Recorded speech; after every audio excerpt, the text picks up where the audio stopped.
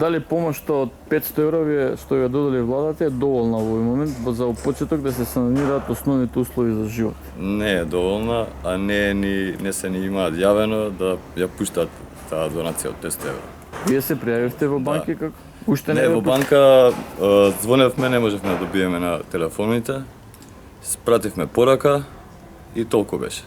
Имаше некој список на местна заедница на сред село, кои незаконски со матични броеви, све беше некој, не знам, од дека од Стајковци имаше список, го водеше тоа и утре ден кога отидов да видам, ние не бевме на списокот, а списокот беше расфрлан во кафичот по масите.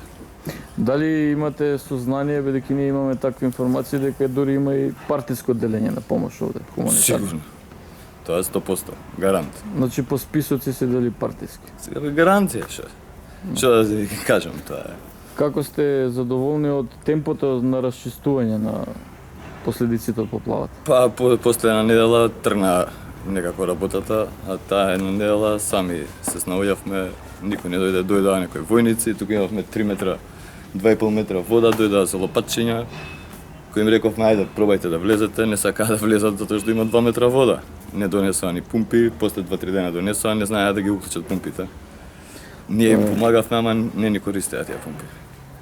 ВМРО ДПМН вчера му предложи на градот Скопје да ви помогнат со изградба на главната улица и со тоа што ќе ви ги отпишат сметките за ѓубретарење за август, септември, октомври. Дали е тоа помош која ве прави среќни? Не, никако. Мислите дека е тоа политизирање на случајот? Политизирање е јасно. Та канализацијата тука што ја направија не е како што треба според сите стандарди. Немаше ревизија која ја прави канализацијата, се запуши, па викнавме сега. Дојде завчера камион, ја отпуши некако, ама уште не е како што треба. Дали некоја хуманитарна организација дошла да ја Црвен крст поминува и овие што се обични волонтери што имаат собирано, тие поминуваат. Друг некој од високите функционери никој не помина. Поминаа на првата куќа таму кај што се знае кои се.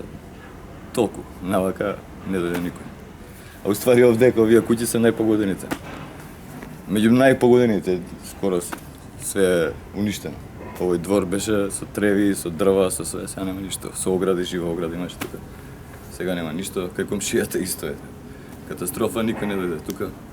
На комшијата не сакаа во двор да му помогнат, не му пуштија луѓе, за да му помогнат за копање. Зошто не му помогнат? Па затоа што било во двор. Во куќа, чим немал што да расфрла, во дворот нема потреба да пуштаат луѓе и тоа беше тоа. После утре дента мислам дека му пуштија двајца, тројца, со молење, со кукање и тоа е тоа. Глобала не е како што треба работа. Тоа е тоа.